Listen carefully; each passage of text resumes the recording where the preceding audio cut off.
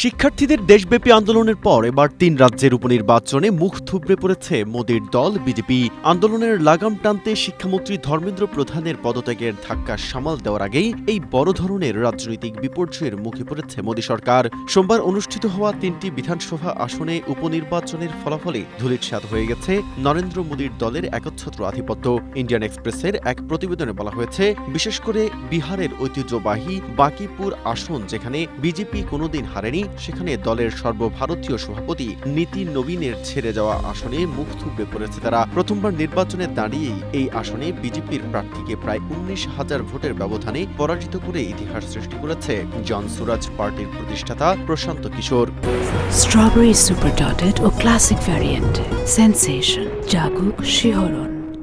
একইভাবে মধ্যপ্রদেশের দাতিয়া আসনেও শোচনীয় পরাজয় ঘটেছে বিজেপির। এমনকি বিজেপির নিজেদের শক্ত ঘাঁটি হিসেবে পরিচিত গুজরাটের মঞ্জুরপুর আসন, যেখানে আগে তারা লক্ষাধিক ভোটে জিতত, সেখানে আজ তাদের জয়ের ব্যবধান কমে দাঁড়িয়েছে মাত্র ২৭,০০০ ভোটে। ককরোচ জনতা পার্টির উত্থান এবং শিক্ষার্থীদের উপর পুলিশের নির্মম লাঠিচার্জের ঘটনায় সাধারণ মানুষের মনের পুঞ্জীভূত ক্ষোভই যে ব্যালটের মাধ্যমে প্রকাশ পেয়েছে, এই নির্বাচনের ফলাফল যেন তারই এক নীরব সাক্ষ্য দিচ্ছে।